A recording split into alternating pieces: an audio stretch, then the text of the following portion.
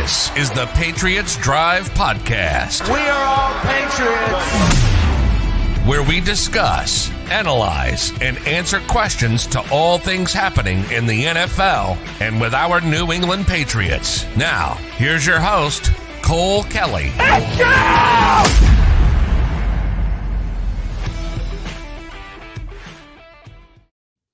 Welcome in to another edition of the Patriots Drive Podcast. Tonight we're going to be chatting about the Sony Michel trade, the quarterback situation that seems to get more and more interesting every day and more. So I'm here with my co-host Jace Campbell. How's it going, Jace? It's going good. Big Patriots news outside of some games. It's exciting. So let's hop right into it, though.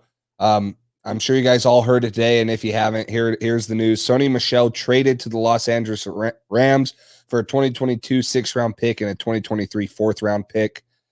Big news, especially with Sony Michel kind of emerging as he's been contributing a lot in camp and doing some good things, especially after a couple down years since the Super Bowl. But Cole, what are your initial thoughts on this trade? I was honestly a little surprised. I thought Sony had made some great progress so far in camp. Like we talked about last episode, towards the end of last year, he was starting to improve his pass catching, which was kind of non-existent early in his first couple of years with us.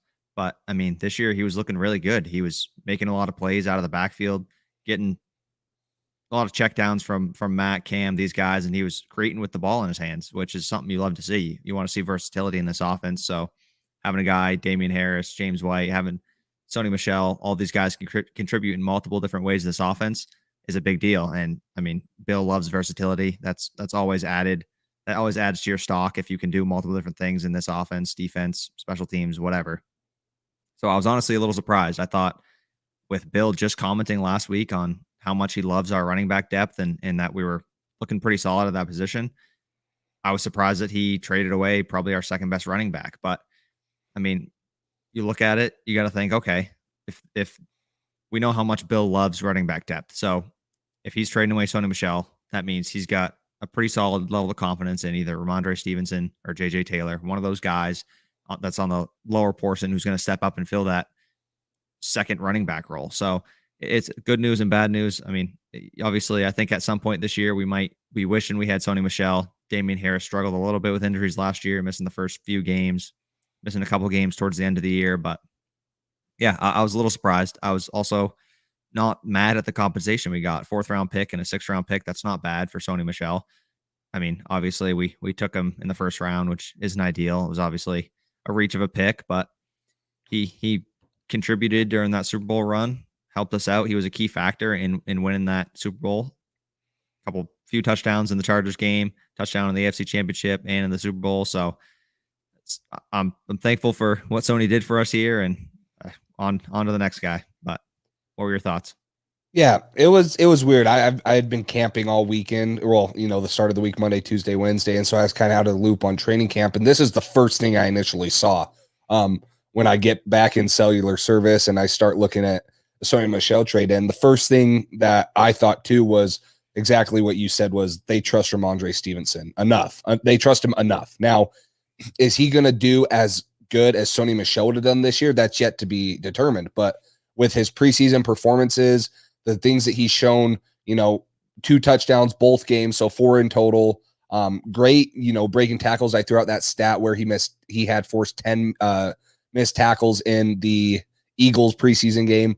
So he's doing great things. The Patriots coaching staff obviously trusts him enough to get rid of Sony Michel, because if I'm not mistaken, this was Sony Michel's last year on his contract, right? Rookie contract. Yep. And so, we didn't pick up his 5th-year option. So yeah. And he's probably going to be gone at the end of the year. Exactly. So to get a 4th and a 6th rounder out of it, it just seems so Belichick-like, kind of like when we, got a 4th rounder out of Gronk when he was retired. It's just something that Belichick did.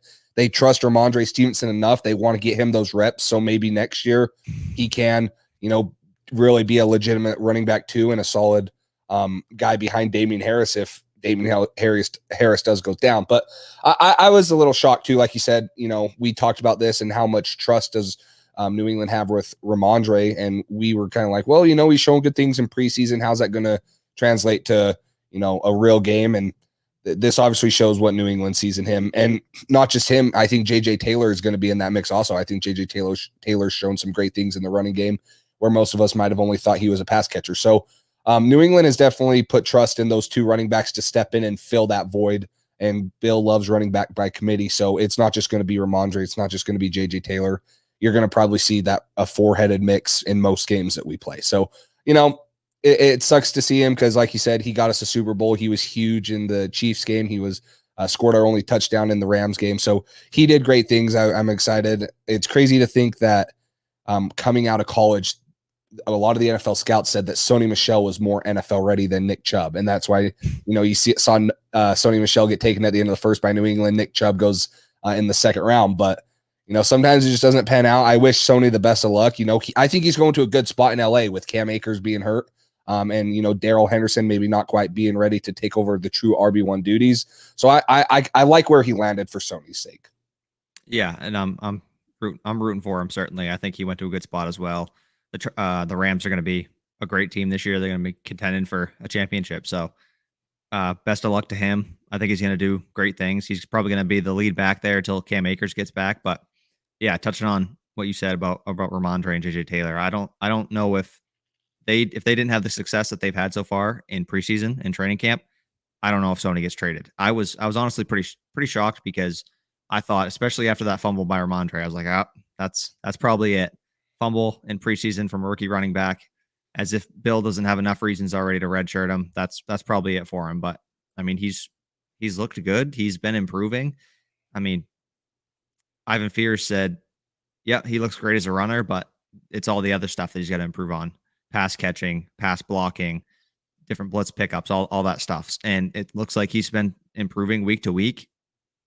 And I don't know. It's good to see that they have confidence in these guys, because that makes you feel a little bit better about losing a guy like Sony Michel in a trade. But we got good compensation back for him, and I think it's going to be a good situation. Ramondre stepping up his rookie year. We're going to see what he's got. With Sony being out, he took those second reps right behind Damian Harris. It was Damian Harris, Ramondre jumped right in, then James White, JJ Taylor. So we'll see what Brandon Bolden contributes to. I don't think he'll have much of a role besides special teams, but maybe he'll get some snaps that we don't really see. But yeah, it's good to see that they have confidence in the rookie and in JJ Taylor. Yeah, and I think something that could also be playing in is maybe they trust Damian Harris that much to be that running back one. Now, it's a little scary if injuries do happen, but maybe it's a sign saying, this is Damian Harris's backfield, and maybe we are overlooking the Ramondre Stevenson, or we're overhyping this Ramondre Stevenson success, because knowing Bill, he could easily come out tomorrow and say, oh, we're going to put him on IR for the first 8 games. Like that would not surprise me at all with Belichick and the stuff he's done. So maybe this move is strictly on, we want Damian Harris to get 25 touches a game, whether that's in the running game or the passing game or both, So it could be they feel that confident in Damian Harris also, which I wouldn't be surprised. I think Damian Harris is great if he can stay healthy. I think he's an easy 1,000-yard rusher.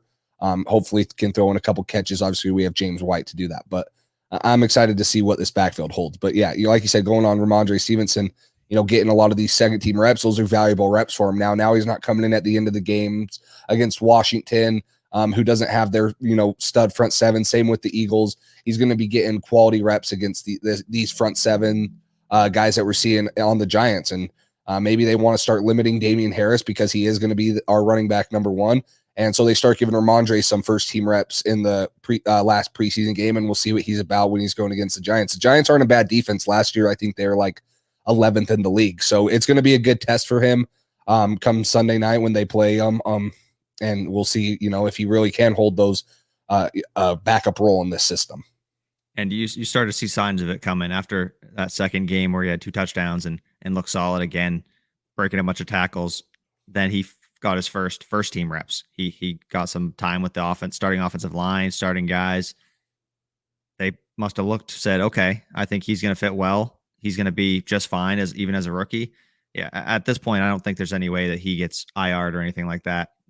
Just with the depth we have at running back. I mean, if Sony Michel was still on the team, I'd say, yeah, Bill might put him on IR and it's going to be a redshirt year. That's kind of what I was expecting, but seeing him now with the guys we got, 4 or 5 running backs, somebody had to be the on man out. It was Sony Michel. We got some compensation back. That was decent. Rams were desperate for a running back. So I think it's a good situation. I think I'm excited to see what Ramondre has and if he can step up to the challenge, because it's gonna be a big test for him. Rookie year, we don't have a lot of running backs who have a lot of success or even have a lot of playing time their rookie seasons with us. So it's gonna be interesting to see. Another aspect, kind of looking at it, is later into the season or early. We never know if Cam Newton is not the starting quarterback.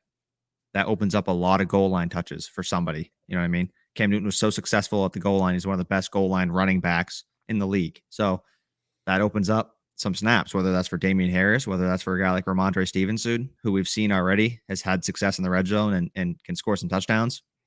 I think that might be a role that they may have envisioned for him later in the season.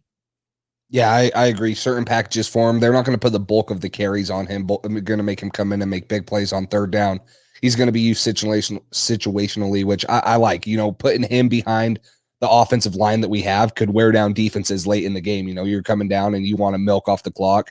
Put him in there. Maybe he has some fresh legs because Damian Harris has been going. He can break a couple tackles and extend a drive, get a couple first downs. So, yeah, I initially, it's a little scary, the depth, because when you think of James White and JJ Taylor, they might not be true, workhorse running backs. I mean, I know they're not true workhorse running backs, but this is definitely looking into the future move. Damian Harris projects to be there. Who knows? We didn't pick up Sony's option. Who knows what they would have thrown at him in free agency, where he would have gone elsewhere. But now they get something out of him. They say we're going to develop Ramondre Stevenson and see what he's like. So this is definitely, looking into the future, getting ready to, be Super Bowl contenders in the next 3, 4, 5 years. Yeah. And as long as Damian Harris can stay healthy, it's his backfield. He was great last year. The only concern is injuries, especially with running backs. You never know. They take a lot of hits from a lot of big dudes, and stuff happens when you're in the trenches. So just hoping he can stay healthy, because that's my only concern. If Damian Harris goes down, lead back is Ramondre Stevenson. And I don't know. It's going to be a big test for him. We'd have Ramondre, James White, JJ Taylor, and Brandon Bolden. And that's not, it's not bad. You got a lot of versatility in that room, but you'd like to have a guy who's a true RB1, and that's a guy like Damian Harris. So just hoping he can stay healthy and be good throughout the year, to where we can use these guys in the roles in more specific roles that won't be too much, and it'll be just enough for them to have success with us. We might be putting Cam Newton back at running back if that happens.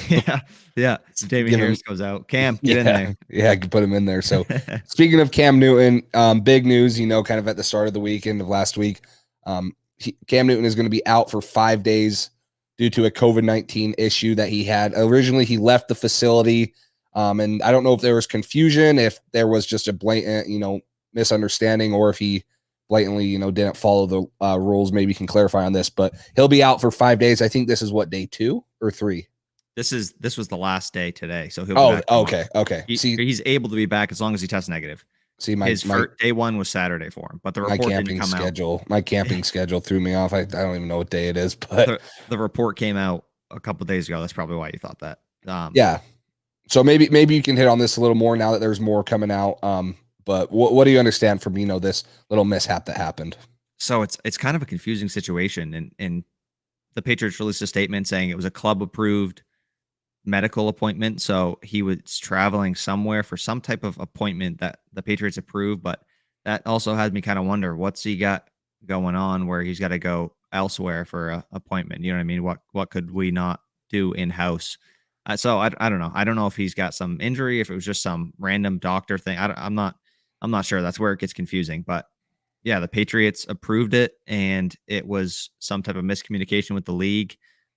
I'm not sure why the Patriots thought it was okay, because from what I understand, if you're not vaccinated, you can't travel outside of your area in the first place. So that doesn't really make sense. But yeah, I mean, it's unfortunate. Cam kind of went outside of he was getting tested every day, which is good, but you have to be tested by the same facility, same company that the NFL uses, or it doesn't count for anything. So he fell out of his routine of the testing from that facility and had to restart 5 days fresh, and it opened up a huge opportunity for Mac Jones. But it just kind of shows the disadvantages that unvaccinated players will have. And it's everybody's choice. Everybody has their right to make their own decisions. But you kind of see here, if this was the regular season, Cam's missing 5 days. That's important time. You're starting quarterback. missing that valuable time before a game or even missing a game due to it, it could be an issue that pops up throughout the season. So it's tough having a guy of that stature and that importance in your organization, your starting quarterback, having him be subject to these rules because of the vaccination status and the rules with the vaccination status, whether you agree with the rules or not. I think they're very strict and kind of forcing players' hands to get this, or they'll be at a disadvantage for roster spots, stuff like that. But yeah, it's just a little concerning having a guy, your starting quarterback, having this be an issue that could be something we have to worry about the entire year. You never know if he gets a close contact with somebody, he's out 5 to 10 days at least. So even if he doesn't have it, even if he tests negative, it's just extended time for him. So we'll see if it pops up during the season, but at least I guess this situation occurred now and it's out of the way, and maybe they'll have a better understanding for going into the regular season. Yeah, and it couldn't be worse timing for Cam coming off of the preseason game that he had, kind of getting in the doghouse. The report I'm reading right here that was posted by Trevor Solomon from CBS Sports said Patriots frustrated internally with the Cam Newton misunderstanding of COVID protocols. Now, that could be with the whole NFL situation, or it could be with Cam Newton personally. I don't know how they're going to do that. But this seems like something Belichick wouldn't take lightly, though. And with how Mac performed today, and while he was out, this could be, closing the gap a little bit. And we'll get into Mac Jones a little later. But just speaking of Cam, like your heart's got to go out for the guy, because I love Cam Newton. I really do. I might be on the Mac Jones train, where I want him, to maybe get in earlier than some people do. But Cam Newton's done everything right since he's been in New England. He caught COVID last year, which sucked. And he couldn't play in the Chiefs game. And then he comes back in against the Broncos and is a little rusty, and it just kind of threw off his whole season. And then now he has this great game in the preseason against the Eagles, where fans are like, okay, yeah, Cam, we'll give him a shot. I was saying that, I'm like, after that game, I want to see what he can do. I do. I think that he can, if he plays like this, that we can be a playoff team. But after this and seeing what Mac does, you're just like, these are type of things that, that you can't do in the NFL, that, people are going to take, people are going to take your job. And so hopefully that doesn't happen. We'll see what happens when he gets back and how he performs, and, what his role is in preseason game number 3 against the Giants, if there is one, how he comes back and practices. So it's going to be interesting to follow up and, see how he comes back from this little 5-day absence. It's really tough timing. We thought, okay, Mac got no reps with the starting offensive line. This quarterback competition seems like it's wrapping up and it's going to be Cam's job. 5 days, this happens, opens up an opportunity for Mac. Cam just played his best preseason game out of the two. He did. I mean, he was damn near perfect that last preseason game with his throws, his decisions, his timing, his stepping up in the pocket, hitting the right guy. He even was moving the safety with his eyes, with his shoulders, and then jumps back, throws the ball over the middle to Kendrick Bourne, I believe it was. He played really, really well. One of his best games as a Pat. And just to see this happen right after that, right when it seems like he's getting into a little bit of a groove, this quarterback competition might be wrapped up for week 1, and this happens. It opens up that door for Mac, and I don't know. It's just it is tough. You got to feel for the guy. He's said everything right. He's done everything right. It's a tough situation. I mean, we're in a global pandemic. We have been for the past couple of years. It's very abnormal. So I wonder what things would be like if this wasn't the situation. He wouldn't have got COVID last year. Maybe he performs different, but I guess we'll never know. Just, kind of talking, if this is Cam Newton's last ride, like if he somehow loses the QB1 job and doesn't start and, we don't see him the rest of the year, do you think his time in the NFL is over? I think it depends. I think it depends how he goes out. So if he plays half the season and looks solid, but has a couple shaky games to where Mac is just doing better every practice and they give the rookie the shot, that's one thing. If he comes out for 4 games, 5 games, and it's just terrible and just doesn't look like an NFL quarterback with these weapons that are improved around him, I think it's probably going to be his last opportunity. I don't think Cam's a guy who's going to want to sit on the bench and be behind anybody. So if he's not the starting quarterback somewhere, he might just be training and trying to improve and get a starting quarterback job somewhere. So yeah, I don't it depends how he goes out. But yeah, if he can't do it with these weapons and this group of guys, that'll be a few years in a row now that he's had some major struggles. So I don't know how much more Cam Newton will see in the league, which is a shame because I mean, when he was at the top, he was fun to watch. He was tremendous talent. What he could do with his legs, what he could do with his arm too. At sometimes it changed the league. So he's a special guy, and I hope this isn't the last we see of him, depending on how he does this year. For sure. Well, other half of this quarterback, situation, obviously Cam Newton out for 5 days. It gives a chance for Mac to step up, and he definitely did that. Mac Jones goes 21 for 26 today against the Giants starting defense in 11. I think he was 34 for 40 total, 85% completion percentage. So you're seeing great things out of him while he's not there now. The stuff I was reading this morning from yesterday's practice is he kind of struggled a little. Is that correct? So first practice, not yesterday, but the day before, Monday. He was okay. Monday, he was decent. He wasn't good, wasn't bad necessarily. It was just kind of a mediocre day. He didn't really take the bull by the horns, but yesterday he was a little bit better. He was in between Monday and today's performance was yesterday. So he did pretty decent yesterday.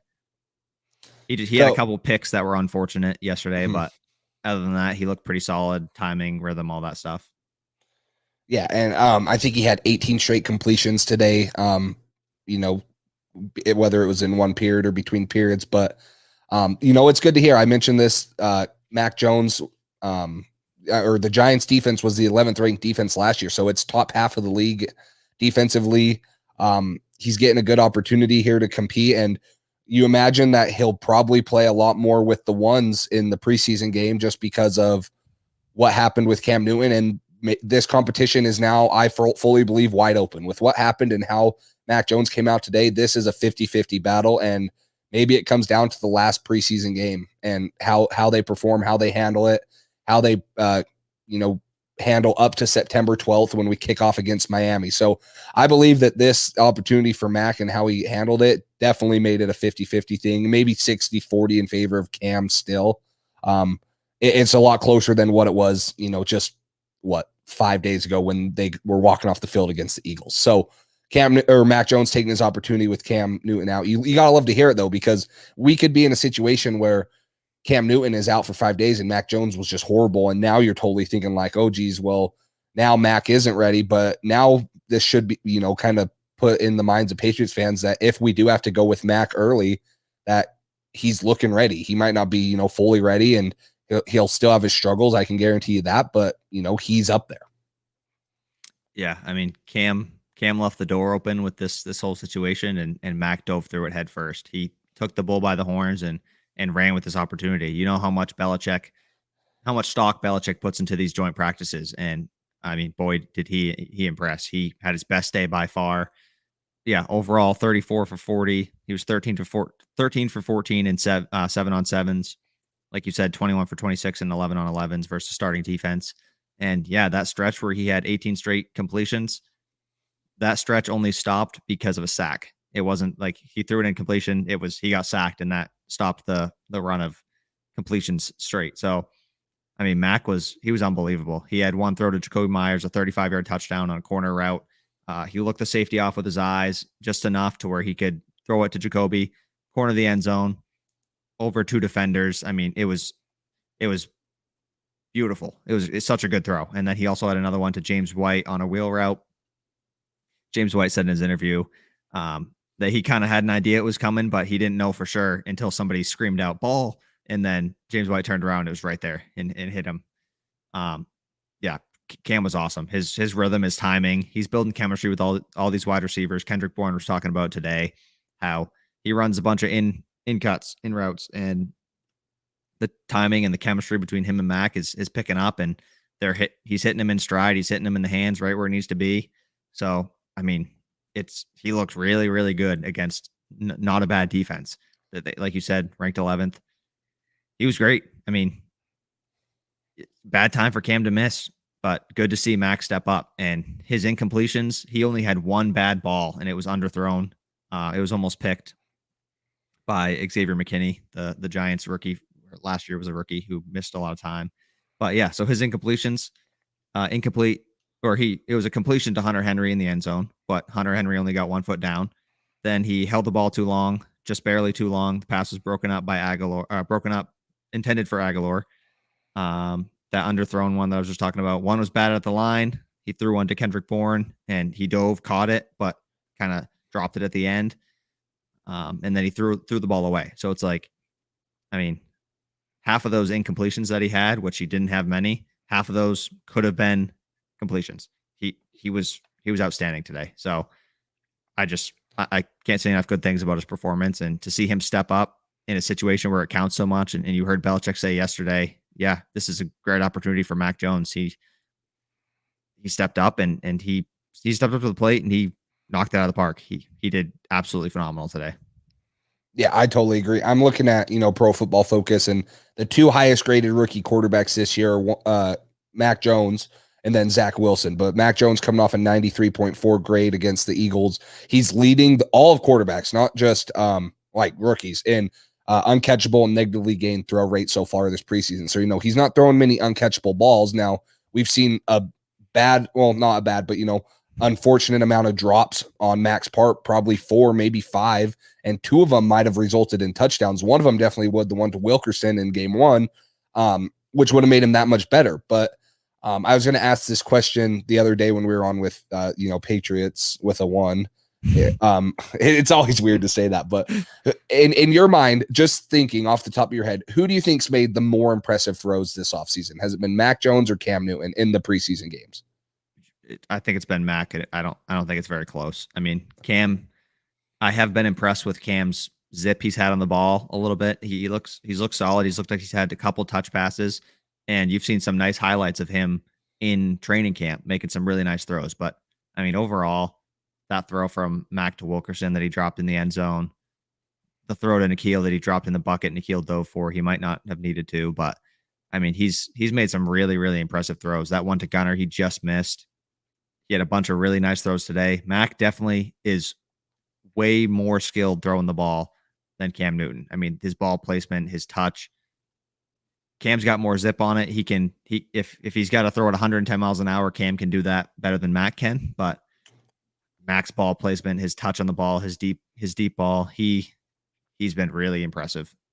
The one that stands out to me from the Eagles game that I saw on the highlights and paused and was like, whoa, that's an NFL throw, was I think it was like the 3rd and 8 and someone runs a hitch and Mac Jones zings it in there in between. Was that when he got tugged and zipped it? I think it was, but there's 2 defenders kind of coming and he fits it right in there to, I'll try to find this. Was that Wilkerson? Wait, was that Wilkerson? I think it might've been Wilkerson. I'll try to, yeah, no, it was the second game. It was the Eagles. Okay. Yeah. I'll try to find the clip real quick. Why we continue, but that pass to me was like, when he made it, I stopped and I was like, whoa, like that's serious arm talent. And from a rookie, like accurately fitting it in the pocket or in the window and getting it there with zing in between 2 defenders, it really blew my mind. I was like, that is an impressive throw. And like you mentioned, I think that we've seen good things out of Cam. But Mac has just made some of those throws that you're like, okay, this is an NFL type arm right here. It's just got to be developed, and we got to make sure that he's making the right reads, pre-snap reads, post-snap reads, thrown to the right places, thrown on time. So I've been way more impressed with Mac Jones's arm, but that also doesn't necessarily mean maybe he's, fully ready to take this QB1 job week 1. Yeah, no, I agree. Was it this one right here? To Gunner? Yep. 3rd and 7. Yep. Right there. Oh, nope. No? Sorry. Not that one. It's 3rd and 7. I know it's like 3rd and 6 or 3rd and 7. So I'll look through it. Oh, no. Hang on. Maybe you can find it before me. Yeah. Let me I'll pause this and try to find it real quick. Yeah. I'll scroll through too, but yeah, he's been really impressive. What he's been able to do. And as a rookie, you've heard everybody talk about Mac Jones' strides ahead of where any other rookie has been here in a long, long time. He's way ahead of Jimmy Garoppolo, Jarrett Stidham, all these guys. Nobody has had a day like Mac had today as a rookie quarterback for the Patriots in forever. He's been super efficient against. Now we got to see him against starters. We got to see what he's got against a starting defense who's throwing real stuff at him. So I still think Cam Newton obviously has an edge in the run game. So if we're just doing arm for arm, Max should win, but even as a rookie, it's just he's just been impressive. I think Cam's going to add a whole nother element with the run game like he did last year, so that's going to be a factor. That once real games get started, that's going to be something to pay attention to. But yeah, no, I've been really impressed with what we've seen from Cam so far. I mean, from Max so far. Yeah. So it's this one right here. I just found it. So you're right. It is the one where he kind of gets tugged away. 2nd and 7 right here. He avoids it, gets tugged, and zings it in right there. Yeah. The gunner. Yeah. So you did say it right. I just couldn't get it through my head. But that is an impressive throw right there. Fitting it in the window. I don't know if they'll show another angle of it right here. Yeah, they will. But you're going to see the corner. Looks like they're sitting in zone coverage. He sits there. I mean, that's an impressive throw right there. I remember seeing it on the highlights and it dropped my jaw. I was like, whoa, like that's an NFL type throw. And, maybe this is just me being a Patriots fan, but I'm sitting here like smiling internally. Like, how did 14 teams let us take Mac Jones? Because he fits perfectly in our system. He does. Cam Newton's a great player. I'm not taking away from him, but he's not a scheme fit for this offense. He's not. Like New England the last 20 years with Brady has not been a run first team, like we were last year. This has been a team that, like I think you said it perfectly, death by paper cuts, right? Like they're going to get 3, 4, 5 yards a catch, maybe throw it behind the line of scrimmage sometimes, but they're going to kill you because they're going to make the right reads. They're going to get it out on time. I always think back to that NFL films clip with Joey Bosa, and he's joking with Brady after plays like, dude, give me some time because Brady's thrown it like under 2 seconds. The pass rush can't get there in under 2 seconds. Slow down, Tom. Yeah. Like that's how the Patriots offense is. And this is a poised situation for Mac Jones. Now there might be some quarterbacks that are more, gifted athletically. I think Zach Wilson, getting comparisons to Aaron Rodgers and Justin Fields, obviously for what his legs can do. But I mean, this offense is, tailor-made for a Mac Jones type of talent where he can make the right reads. He's smart. He's going to get in the film room. Him and McDaniels are going to game plan, and he's going to make all the right reads and throw it on time. And that's exactly what he did in college. He has a great deep ball. He has great, pocket awareness at least where he can step up and evade the rush. He's not going to kill you by scrambling. But I just, smile inside when I think that we got Mac Jones, because I just think he fits our system so well. And even if it is a run first offense with Mac Jones, I mean, that's what early Tom Brady was. Early Tom Brady days, it was a lot of running, play action, stuff like that. Cam was not good with play action last year. Mac is a great play action quarterback. So I mean, he fits this scheme and this system, I mean, perfectly, like a glove. He fits spectacular. I understand why some different teams may not have taken him, but yeah, letting him drop right to us, right in our lap at 15 without having to trade anything. It's only preseason. It's early to get excited, but you got to be excited with what we've seen so far. It looks like he's a perfect fit, and he could have some success with us for years to come. But yeah, obviously those other guys have more talent athletically and they can make more wow plays, but Mac Jones is consistent. He gets the ball out on time to who it's supposed to be thrown to, runs the offense well, throws a great deep ball, throws with touch accuracy, puts it right where you want it almost every time. It's right on the money. So you can't ask for much better than that from a rookie quarterback. And the more comfortable he gets in this system, the better he's going to be. And one thing that I want to note was Judon got asked about, he was talking a little trash to Mac the other day at practice yesterday, I believe. And Mac Jones at one point got 2 touchdowns on the defense towards the end of practice, and defense had to run laps. And Mac Jones looks at Judon and holds up a 2, like, hey, I just got 2 touchdowns on you guys. So he's talking a little smack back to Judon. It's great to see the charisma he has and the swag, and that he wants to win, and he's super competitive. Going back and forth with one of the Patriots' best players. I mean, on defense, it's awesome. I'm really happy with the pick. I'm really happy with the progress he's made so far, and he's been taking advantage of the opportunities he's been given. Yeah, and I think his leadership showing too. You heard about the story today where there was kind of a fight and the O lineman had to run, and who was in there with him? Mac Jones. Mac Jones jumps in and runs a lap with his offensive lineman, and maybe that's maybe a little thing, but people like him. People love Mac Jones. He's not too big for anyone, even though he was a first round pick. He's a national champion. Did all this stuff in college. He's coming in. He's humbled himself, and I'm pretty sure I've heard him say it before or heard articles written where he's like, yeah, I'm just going to sit back, learn from Cam, take it in. And he didn't come in right away and be like, oh, this is my team. I'm, blah, blah, blah. He handled it the right way. And when his time came, and I think that you labeled it correctly right here on our little graphic, when he had his golden opportunity, he was, spectacular. Yeah. He put the gold in golden. So it was he awesome. Redeemed that golden ticket for sure. He did. He cashed it in. So there we go. It's great to see. So, but obviously, there's still a lot of work to be done. We can be happy right now, but we'll see how whatever happens in the next week and a half, 2 weeks before kickoff, and then that's only the start. How does New England play throughout the year? So, quarterback battle kind of heating up, which is exciting. Yeah, for sure. I mean, I don't know. It's a lot closer than I thought it was going to be at this point in the week before the whole Cam Newton situation came out. I thought it was wrapped up like we kind of mentioned, but yeah, I mean, he said all the right things too. He seems like more of a quiet guy, but yeah, he said, I'm just here to support Cam and we're going to make each other better. All this stuff, whatever the team needs me to do, that's what I'm going to do. And I mean, you can see his confidence. He still was saying stuff like that a little bit, but you can see his confidence level rising just with the first videos during rookie minicamp, even when you heard him doing his alpha go, whatever, you know what I mean? Before the snap, his pre-snap talking, stuff like that. He was super quiet. Didn't sound like he was very taking control over the situation very much. It was his first few days, you know what I mean? So he was obviously nervous. He's a rookie. He's young, but you see him go out there now. He's taking command. He's yelling out there. He's pointing to guys, telling them where to go. Yep, Johnny, come here. Yep, Kendrick, go this way. Yeah, he's controlling things. He's confident. He's great at the line of scrimmage. You just heard Josh McDaniels say it the other day. He made little to no pre-snap errors that past game against the Eagles, which is what you want to see for a rookie quarterback. He's doing great. He's gaining confidence.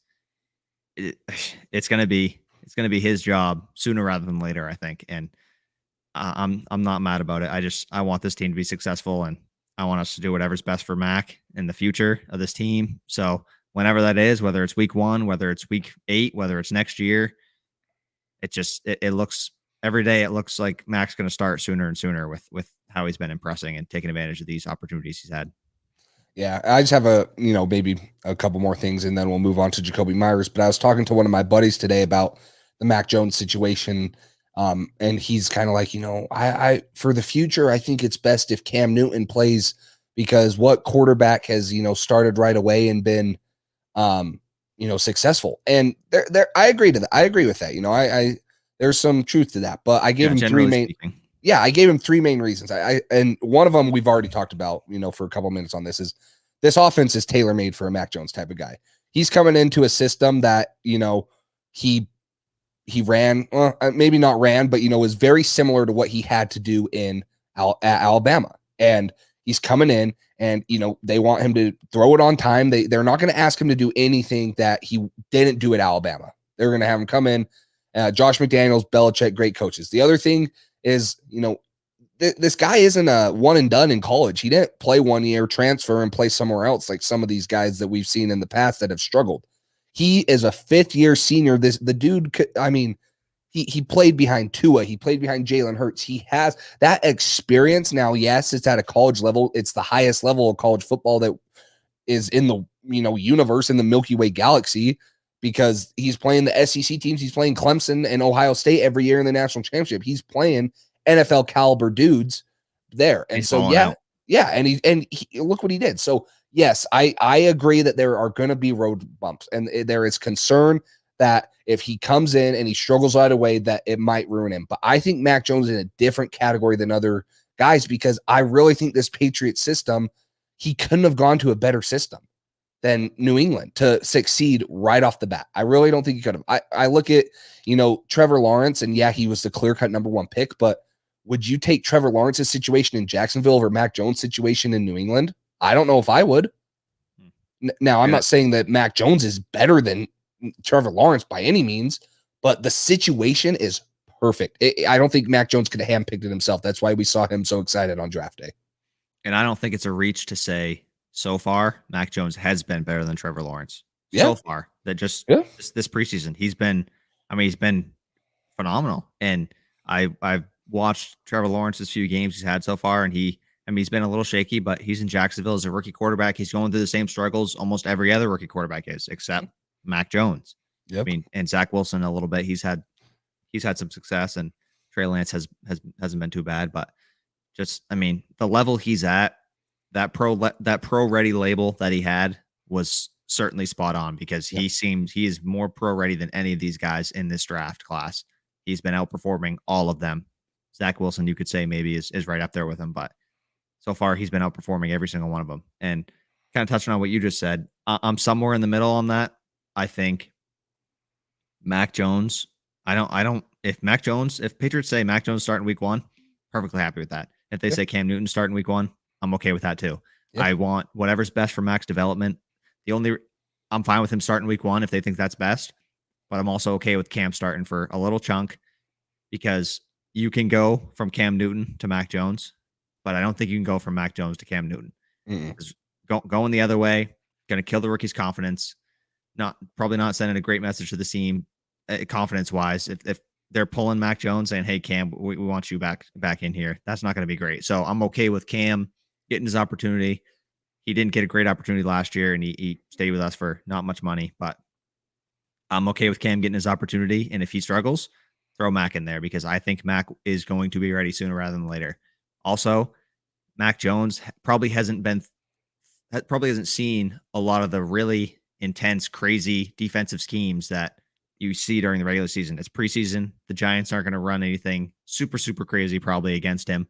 They'll probably throw some different fronts and blitz schemes and stuff like that. But if Mac Jones has 5 weeks to sit behind Cam Newton, look at different real NFL defenses, analyze them, look at the film, practice things in practice, I think he's going to be ready to go. And I don't know. I honestly think he could have a solid year if he starts for us this year. It's a lot of hype for just the preseason, but I mean, the kid has been so impressive.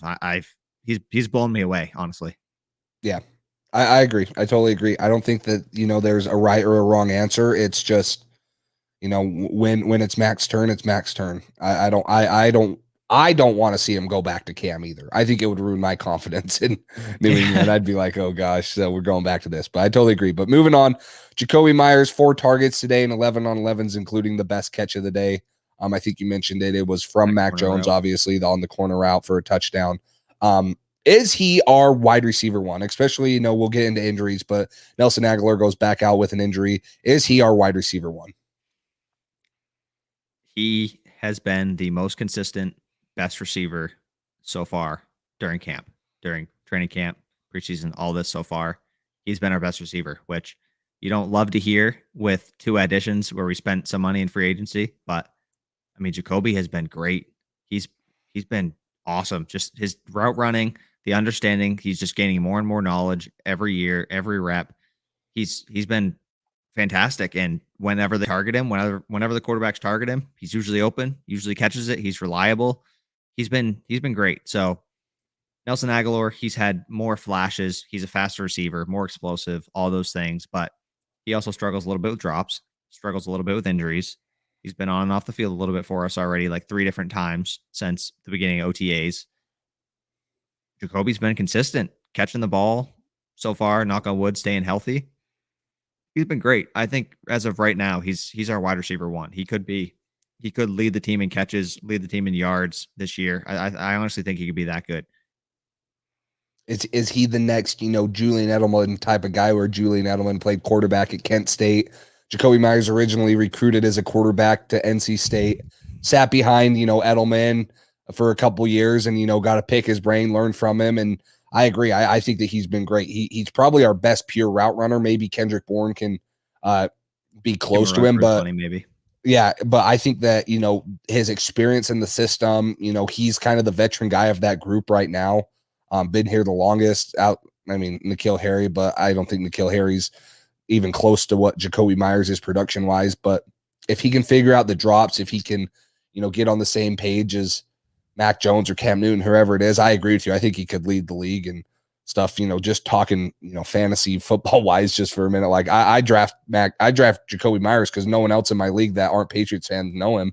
I think he could be killer. And like you said, lead the league. He has that upside not just fantasy, but in the whole NFL, where he can lead the team in targets, receptions, and maybe receiving yards. And what else do you want from a guy that, you come in and take some pressure off of Nelson Aguilar, off of Kendrick Bourne, off of, the two tight ends?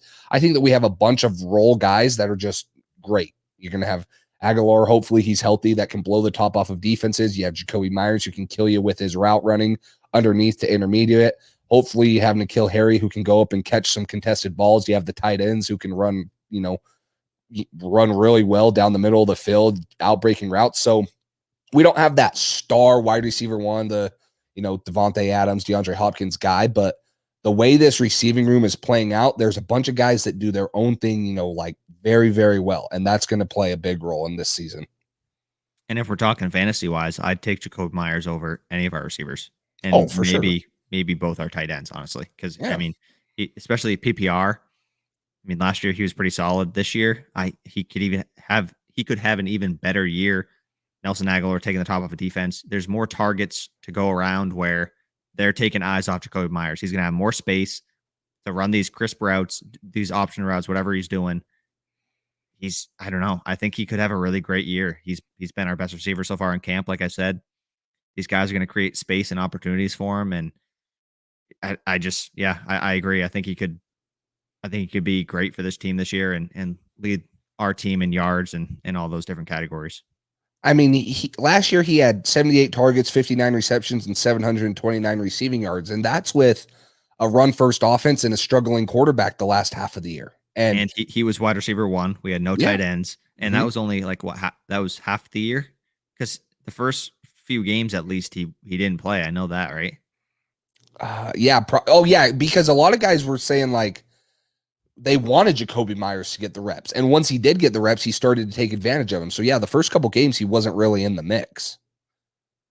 So, it's interesting. I think that Jacoby Myers has that upside to be a very, very good slot receiver for us and hopefully come in and take that Edelman role, because when the Patriots are at their best, it's been with Brady, Gronk, and Edelman. And it's, Brady can just sit back, read defenses on if he wants to throw to the tight end or if he has one-on-ones with Jacoby Myers and he runs the best routes, he's going to get open. And you have an accurate passer in Cam Newton who can hit him and put it where it needs to be, whether it's high, low, inside, outside, throw away from a defender. So, if we can get Jacoby Myers to play that wide receiver one role in the slot and get back to, being, I think back to the Chiefs game when we just had 3 straight plays to Edelman over the middle where he just kept getting one-on-one coverage and, we march right down the field and then we throw a slant to Gronk, we throw a fade to Gronk.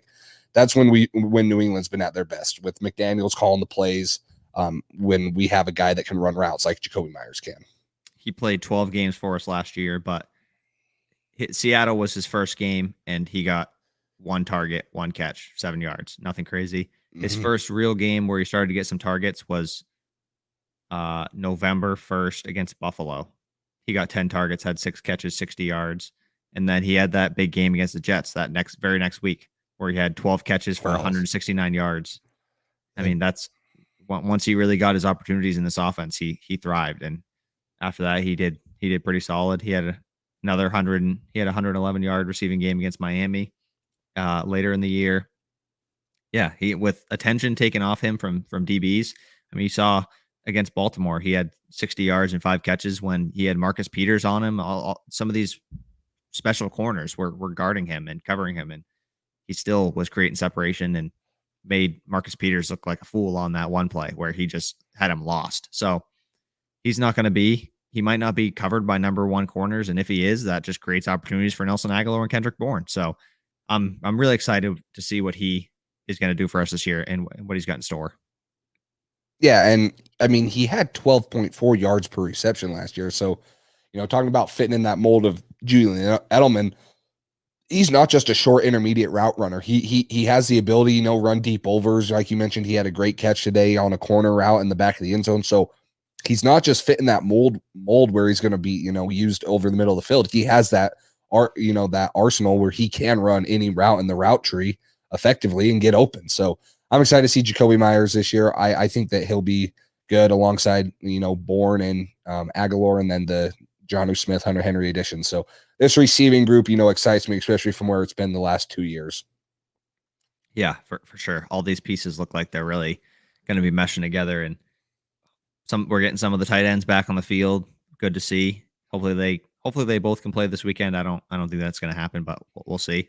We'll see where Hunter Henry's at in his recovery process. But yeah, I think we added a lot of really good pieces that are going to mesh together well. Like we said, the puzzle pieces seem like they're all going to fit this year, even if it's not the most talented players. Sometimes I think we got a lot of pieces that complement each other really well.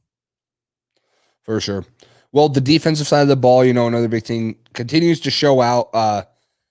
Obviously we heard the best quarterback on the field was Mac Jones today, maybe not the start of the week, but the defense continues to be a clear winner against, Daniel Jones and the Giants. So outside of, Matt Judon, JC Jackson being his normal self, who are some guys or some plays that you've been, enjoying in this joint practices with the Giants?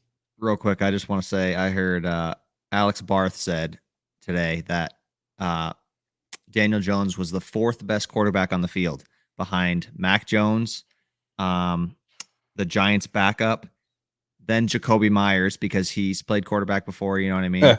And then it was Daniel Jones. That's what he said. So I thought that was funny. That's funny. Yeah. I mean, that's what the defense did to Daniel Jones today. He struggled. He threw an interception right to Kyle Duggar. I mean, literally, it was like Kyle Duggar was his intended receiver. He threw it right at him. He had a little bit of success early against Duggar. 2 catches in a row again. Evan Ingram had a couple catches on Duggar, but overall, this defense today, the amount of pressure that they're able to create and not even sending any crazy blitz schemes. They sent a couple different ones, but nothing like you're going to see during the season. And there was a lot of free rushers. Donta Hightower, Matt Judon, all these guys are flying into the backfield, putting pressure on the quarterback, blowing up runs. This defense is looking really, really solid. And if Gilmore comes back and he's healthy and he's anywhere near the player he was last year or the year before, this defense is going to be so fun to watch. And I just, with the struggles we had last year and how frustrating it was, I can't wait to see the Patriots have an elite defense and Bill Belichick have all these different weapons to work with on the defensive side of the ball, all these chess pieces to just make opposing quarterbacks cry at night. You know what I mean? For sure. And, another guy that had a good day in the secondary, Adrian Phillips, obviously him and JC Jackson both, going against 2 guys who I think are pretty good pass catchers in Kenny Galladay and Evan Ingram. And Adrian Phillips had, a couple pass breaks up. JC Jackson just being his normal self, gaining more and more confidence from his teammates. And I think us as Patriots players, we still all hope that Stephon Gilmore gets that job done, but he's taking valuable reps guarding teams wide receiver number 1. He's doing a good job. He's showing out. So it's good to get this secondary going. In the notes here that you wrote, Kyle Duggar kind of struggled early on tight ends, but like you mentioned, you get a ball thrown right to you. Sometimes you're just in the right place at the right time, and that's all it takes to get confidence going. He's still a second-year guy. He's still young, kind of limited snaps last year. In the first half, maybe got on the field a little more. He did get on the field a little more. So the secondary, has got to keep showing out because that's the one concern on this defensive unit, as we've, mentioned before. Yeah. And I don't think Galladay played today, but even without him out there, I mean, Sterling Shepard, Kadarius Toney, I don't think he played either. So they were missing some of their offensive weapons. Kyle Rudolph wasn't there. But yeah, just the pressure this defensive line got and this front 7 got, and their ability to just mess up passing lanes, rushing lanes, all that stuff. They were all over the place. And yeah, JC Jackson was great. Like you said, Adrian Phillips was good. Another guy, Juwan Williams, we didn't really hear anything about today, which is a good thing when you're playing cornerback. You don't want to hear their name called too often. He wasn't getting targeted. So I don't really know if he had a good if he had a good day, but he didn't have a bad day. So that's good news when you're trying to find a guy who's going to be a cornerback 3 once Gilmore's back, hopefully, if he's back. Trying to find a guy who can take those Jason McCourty snaps that we've kind of chatted about before. But this defense is looking good for this upcoming year. I always laugh when I see cornerbacks that, say brag about 60 tackles on the year. It's like, doesn't that just mean you had a crap ton of balls caught on you or something? Like, hey, you can have tackles at the line of scrimmage. I'm not saying that, but it's always funny. The other guy that is in your notes that I'm pulling up right now, that is good to hear. Still struggling a little bit in the run game, but he, getting better on his pass rush. And that's, what I saw so well at Alabama is Christian Barmore. I thought that he, did good things in the first preseason game that he played in, which would have been against the Eagles. And that's what we need. We need that interior presence that can, push the pocket, get to the pass rusher, and seeing him healthy and making an impact on that side or that part of the game at least is big.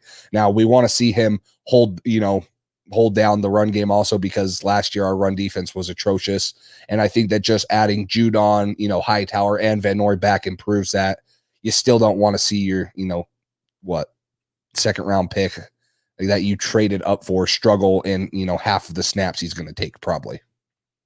Yeah, he definitely showed flashes during that game against the Eagles. So he's got the talent, and you saw again today, he made a couple Giants offensive linemen look silly, just especially one-on-one drills that they did. I mean, he dominates. He does so well. He's so impressive with his pass rushing arsenal that he's got as a rookie.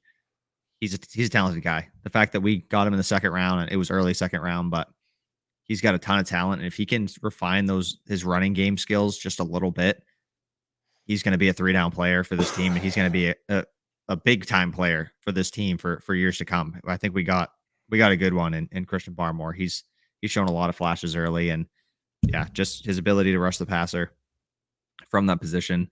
He's at such an advanced level for his age that I can't wait to see him continue to progress as the season goes on, and as he refines those tools in the run game as well.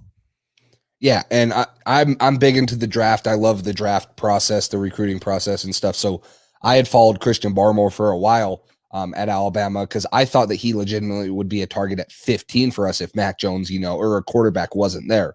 And, reading the scouting report that was uploaded on, April 7th, they say that there's no way this guy should slide out of the top 20 in April's draft. And, you obviously now looking back on it, that's why we trade up for him. We go get him, which I think outside of quarterback, defensive line might have been the biggest need. So we addressed that position early in the draft with a guy that's a top 20 talent.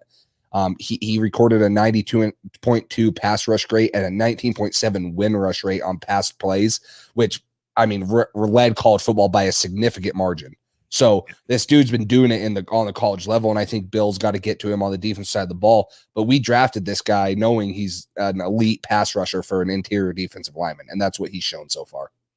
Yeah, especially with the guys around him. He's just he's got time to develop if he needs it, but I think he's going to be used on passing downs heavily this year. He's going to be their probably main interior pass rusher, because he's probably the best we have at that defensive tackle position, that interior defensive line position. He's great. Devon Godchow is more of a little bit more of a run stuffer. He's not great at rushing the passer, but yeah, Christian Barmore has been elite at that so far, not only in college football, obviously, but it's good to see that translate to the next level, because you really never know. It's hard to tell with some of these guys, but his talents and his abilities and his different moves that he's learned over the years have definitely translated so far.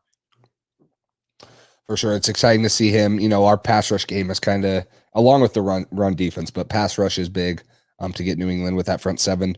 Moving on to, a topic that seems to pop up every time we do one of these, and it sucks to talk about, but it's part of it, is the injuries. Nelson Aguilar and Isaiah Wynn, the big ones that left practice early. Jacoby Myers did get hurt, but he never missed. He got checked out, or maybe he didn't get checked out, but he returned and finished practice. So nothing big with Jacoby Myers, but Nelson Aguilar, who's already, missed a couple games, or missed game one in the preseason and dealt with some injury. And then Isaiah Wynn, who we all know has had injury problems. Those are two names that you don't want to see on this injury report, but, unfortunately appear. Yeah. So I'll kind of just run through the whole list real quick to get that out of the way, I guess. Isaiah Wynn today looked like, from different reports, that maybe it was the heat and humidity, because it was hot there today. It was mid 90s, feels like temperature. It was super humid. So Isaiah Wynn looked like it might have just been a heat issue. He didn't have, the head trainer wasn't looking at him or anything. So hopefully, I don't think it was anything serious. He looked like he was walking off fine under his own power, nothing like that. So hopefully it was just the heat. Nelson Aguilar, hopefully it was the same thing, because it was, I think, the same play where that happened, and there was no obvious injury. Like you didn't see anything and say, oh, and see him get injured and limp off or anything, but he did walk off a little bit gingerly. So hopefully it was the heat. Maybe he just cramped up in his calf or something from lack of hydration. So hopefully it's nothing serious, but I mean, if it's another injury with Nelson Aguilar, that's going to be the third or fourth this year already, and before the season's even started. So, I mean, that's going to be a problem. He's supposed to be our wide receiver one, who's going to have a huge impact whether he catches the ball a lot or not. His impact, taking the top off of defense, is going to be a key part of this offense and a key part of this success of our deep passing game, our short and intermediate passing game to the tight ends, slot receivers, everybody. So that's not great to see him getting injured, missing time. He's already missed a decent amount of time. So hopefully it's just a heat issue again, like Isaiah Wynn hopefully is as well. But not great to see those two guys, two offensive starters, two guys who have had a little bit of problems with injuries once in a while and being banged up. So hopefully that's just the heat from today and they'll be all right and back out there tomorrow, but we'll have to wait and see. And then Hunter Henry is still wearing that non-contact jersey, but he moved on in his progression a little bit today. He played in 7-on-7s. He participated and he did decent. He almost had that one for Mac Jones in the back of the end zone that we talked about where he only had 1 foot down, but he made a couple catches and he did all right. And that's just one more step forward. So hopefully maybe he'll participate more in 7-on-7s tomorrow, maybe 11-on-11s at some point, but I don't really see him playing that all this weekend, maybe a few snaps, if anything, but they're probably just trying to get him some reps against the Giants players during these joint practices and get him some time out there in the field to build chemistry with some of the actual starters against a real defense. Jonnu Smith was back the past few days, but full participation, no non-contact jersey, nothing like that. He said he feels good. Had an interview the other day. Said he's feeling good. Made a few catches. He's been doing solid back, so that's good to hear. Brandon Bolden is back. He's also in a red non-contact jersey. Didn't participate in any of the live action, but did some drills early on. Josh Uche was not spotted today. Not sure what's going on with him. He's kind of been banged up ever since that first preseason game, and then he's kind of been on and off the field a little bit. So he was there yesterday, wasn't here today. So we'll see what that's about. Justin Bethel was not here today. Nikhil, Matt Lacoste, Trey Nixon, and Nick Thurman were all absent again. And then Nick Folk has also been back the past couple of days. So kicker competition, he's been back. He hasn't been that great, honestly. I think he went 3 for 5 the other day from like 40 to 45 yards. But I mean, he hasn't kicked in a while. It's Russ getting off. He said he said it was general soreness that was keeping him out. I heard it was back problems, but we don't have any official report for sure. But that's kind of the rundown on the injury situation with us as of right now. Yeah, and the big ones there, you hope Nelson Aguilar isn't hurt because, like you said, early this year he's already been missing time, and that sucks to see. If he's not there, who's the deep threat? That's who I think. That's what I think of is, do we really have a true deep threat? Obviously, not one that has the capabilities of Nelson Aguilar. So that's the one that highlights it for me. Uche, you just want to see him get back for developmental purposes. I don't know how big his role is and how big it needs to be because of Judon, Van Noy, some of those guys, but you like to see those young guys. I think he can be a breakout guy, in the next year and a half, or, if he plays some this year in the next year. But obviously if he goes, misses the first 8 games on IR, maybe it stunts his development a little. So there's a couple names on there. It's good to see Nick Folk back, especially after we saw Quinn Nordine struggle. Maybe, that competition heats back up, though. We'll see what happens in the next couple days. And then once you get back in that game situation, but injuries, something that's always popping up. It sucks. It has to happen. It always, something that you have to talk about with football and with practices, with games. So, you just got to limit those and weather the storm, have good depth at your positions. And I think New England has, depth at most of their positions that they can, at least in the preseason, build around and, keep playing at a high level with. Yeah, you kind of just got to hope that there's no major injuries that are going to keep guys out for long periods of time in the regular season. I don't know if we talked about it last episode, but N'Keal Harry, his timeline now was moved to he might miss the first few weeks of the season. So that's something to monitor as well, his timeline for a return. But yeah, and kind of on the kicker competition, I'm a little bit concerned. Quinn Nordine's not doing great. Nick Folt's not doing great. He's had injury trouble. So kind of seems like we don't really have a great situation going on at kicker right now. It seemed a couple weeks ago, Quinn Nordine is stepping up. He's doing great. And we still have Nick Folk once he gets healthy, who hit 92% of field goals last year. He had a career year. So sweet. We got 2 good kickers. And now it kind of seems like we might have 0 good kickers. So that's something to monitor as well if we end up adding somebody to the mix with those two, depending on Nick Folk's health. He's getting up there in age. He's had some issues with injuries as well. So hopefully he's all right. But that kicker situation scares me a little bit as well. For sure. Well, moving on, game preview, last preseason game in New York against the Giants on Sunday. How's the Patriots run defense going to hold up? We talked about how them struggling. They're going against a top tier running back. Who knows how much Saquon actually plays and gets reps. But if he is there, he's going to be the focal point of this offense. Coming off an injury, he's still a top tier running back in this league. So what do you look for in, the Patriots run defense as we approach the Giants game? Yeah, so Saquon didn't practice today, but it was apparently an excused absence. I don't know if it was something with family emergency, something, but he was supposed to be on track to practice today and get back into the swing of things. So we'll see how much he plays because it'll be, I think, one of his first practices tomorrow. But yeah, it's going to be a great test if they play their starters. I mean, they got solid offensive weapons. Saquon Barkley, Kenny Golladay, Sterling Shepard, Kadarius Toney, the rookie.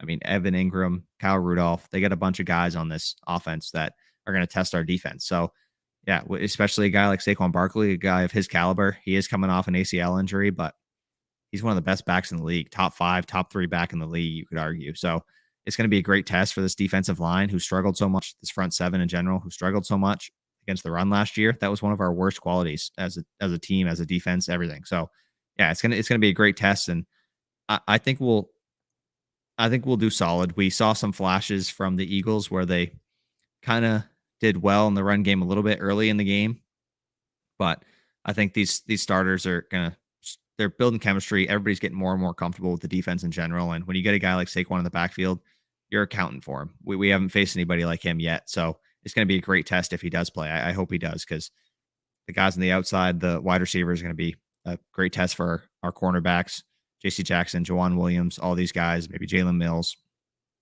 So I'm super excited for this game and looking forward to seeing how we do against the challenge of their offense and their defensive side of the ball.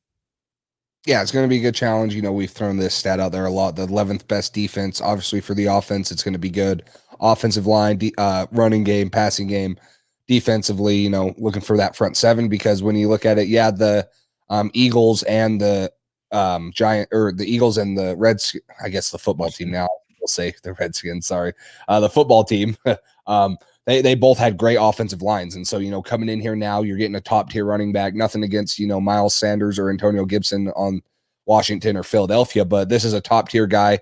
It's different when now you have to guard him out of the backfield, out of the, he can run, he can catch it. So this is going to be a big test for him. I think it's also big for our linebackers too. See how they cover if he does get out on route. See how, they can cover a top tier guy out of the backfield. You think of him, McCaffrey, Kamara. Those are the, top pass catching backs in the league. So it'll be good to see how our defense responds to that, what scheme they have, and then, continue to see who's competing for that cornerback 3, cornerback 4 job, hopefully saying Gilmore returns, but what is it? Juwan Williams, is it Jonathan Jones? Who's it going to be in, that, 3rd, 4th cornerback spot?